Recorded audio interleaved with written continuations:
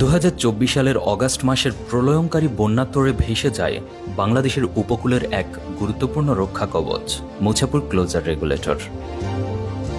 দেশের ভূকৌশলগত অত্যন্ত গুরুত্বপূর্ণ পয়েন্ট ফেনী নেকের কাছেই অবস্থিত এই রেগুলেটর। এই রেগুলেটর ভেঙে যাওয়ার ফলে নদী ভাঙনের কবলে পড়তে যাচ্ছে ছোট ফেনী নদীর অববাহিকায় অবস্থিত নোয়াখালী ও ফেনী অঞ্চলের বিশাল ভূখণ্ড। আশঙ্কার ব্যাপার হচ্ছে বাংলাদেশের কৌশলগত গুরুত্বপূর্ণ ফেনী নেক বা ফেনী অঞ্চলের সরু অংশের উপর দিয়ে যে দুটি নদী প্রবাহিত হয়েছে তার একটি ছোট ফেনী নদীর উপরই এই রেগুলেটর নির্মিত হয়েছিল।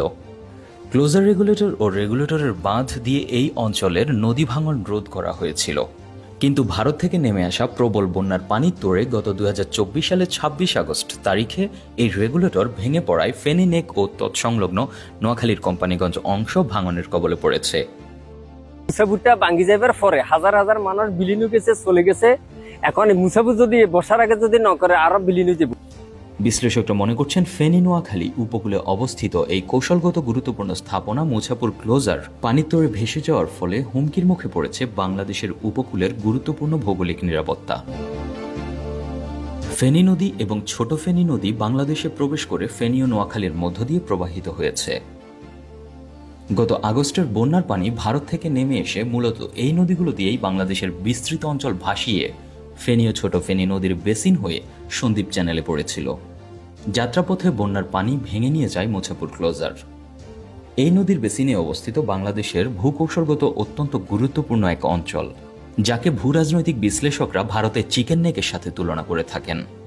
নিরাপত্তা বিশ্লেষকরা বলছেন এই অঞ্চলটি যদি নদীগর্ভে বিলীন হয়ে যায় তাহলে উপকূলীয় নিরাপত্তা মারাত্মকভাবে বিঘ্নিত হবে।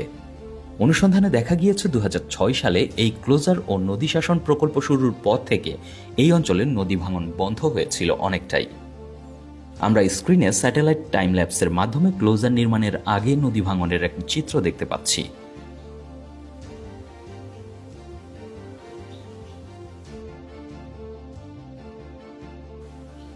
এদিকে এই ক্লোজার নির্মাণের দাবিতে দফায় দফায় মানববন্ধন হয়েছে।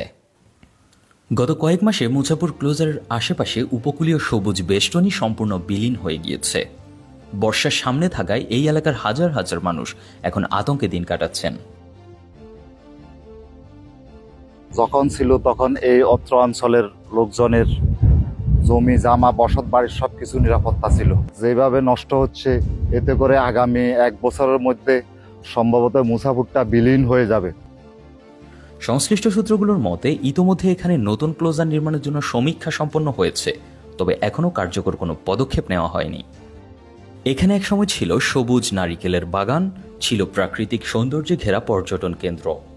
বৃহত্তর নোয়াখালীর বিভিন্ন প্রান্ত থেকে মানুষ ছুটে আসতেন এই নদী পাড়ের শান্ত পরিবেশে অবসর কাটাতে, পরিবার নিয়ে সময় কাটাতে। কিন্তু আজ সবই অতীত। নদী ভাঙনের ফলে পর্যটন কেন্দ্রে যাওয়ার রাস্তাটি প্রায় বিলীন হয়ে গিয়েছে। নারিকেলের সারি সারি গাছ আজ নদীগর্ভে হারিয়ে যাচ্ছে। উপকূলীয় সবুজ বনায়ন আগেই নিশ্চিহ্ন হয়েছে। এগুলা রক্ষার্থে অতি দ্রুত আগামী বর্ষার আগে যেন এটা পুনর্নির্মাণ করা হয়।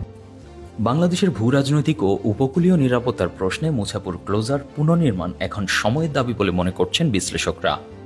স্থানীয়দের আর্তি, বিশেষজ্ঞদের পরামর্শ সবকিছু ইঙ্গিত করছে, আর এক মুহূর্ত দেরি না করে এখনই নিতে হবে কার্যকর ব্যবস্থা।